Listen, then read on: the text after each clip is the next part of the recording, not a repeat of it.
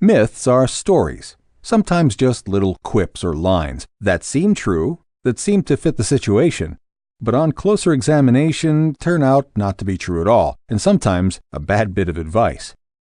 Before we get into our list of myths that abound when people are making that decision whether to drink and drive, we'd like you to take 10 minutes and write down 3 of the myths that you've heard from people who are taking the chance of being arrested lightly and are just determined to get in their cars and drive away impaired. These are the things that they say to support their reasoning for getting in the car and driving.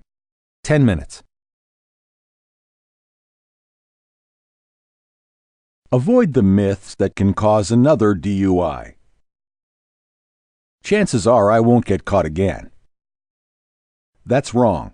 Enforcing DUI laws is a very high priority. Several specialized enforcement programs have been developed, like Sobriety Checkpoints. DUI sobriety checkpoints are an enforcement effort that combines police agencies throughout a county to obtain a highly coordinated, visible enforcement effort. The Traffic Safety Blitz.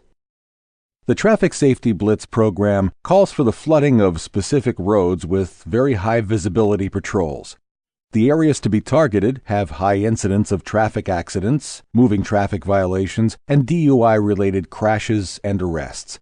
The purpose of the program is to create a deterrent effect as well as reduce violations, accidents, injuries, and deaths.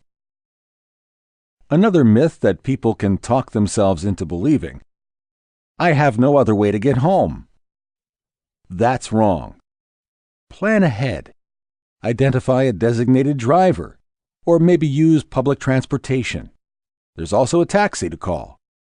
There are much better options than risking another DUI by getting in the car, starting it up, and trying to make it home. Remember, the penalties for repeat arrest get worse.